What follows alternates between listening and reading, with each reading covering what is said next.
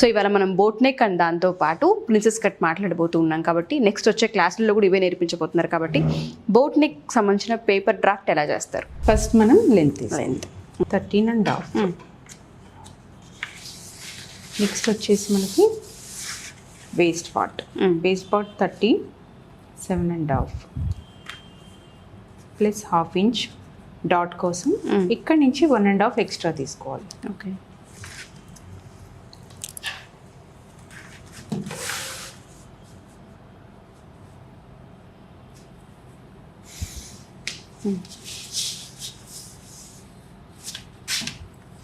Shoulder part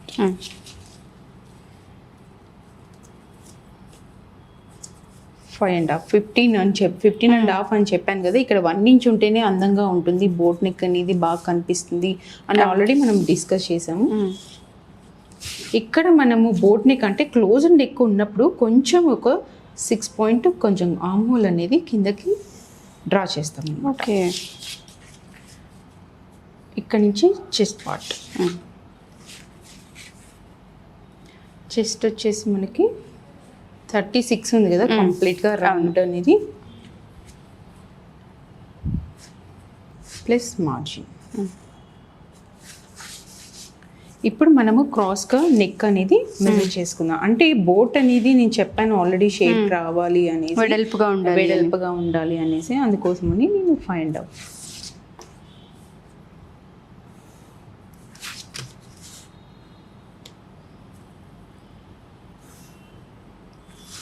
దీంట్లోనే ఇలా first box prepare చేయాలి. ఈ box out of the box వేస్తే షేప్ అవుట్ అయిపోతుంది, అందుకోసం అనేసి మనం బాక్స్లోనే ప్రిపేర్ చేస్తాం. ఇక్కడ ఆర్మ్ హోల్ పార్ట్ ఇది మెజర్ చేసినప్పుడు మనకి ఎంత రావాలి అనేది కంప్లీట్గా ఇక్కడ నుంచి ఇక్కడ మెజర్ చేసినప్పుడు 15.5 కదా, అంటే 7.5 అట్లా కొంచెం దాటి వస్తుంది. కాబట్టి అలా కరెక్ట్ మెజర్మెంట్స్ ఉన్నప్పుడే మనకి ఆర్మ్ హోల్ ఫిట్టింగ్ అనేది వస్తుంది కంపల్సరీ. ఇది అంటే నేను ప్రతి వీడియోలో చెప్తూ ఉన్నాను, షోల్డర్ అండ్ ఆర్మ్ హోల్ అనేది చాలా ఇంపార్టెంట్ అని. ఇది ఎక్స్ట్రా, ఇది వేస్ట్ పార్ట్, ఇది చెస్ట్ పార్ట్, ఇది నెక్ ఆర్మ్ హోల్.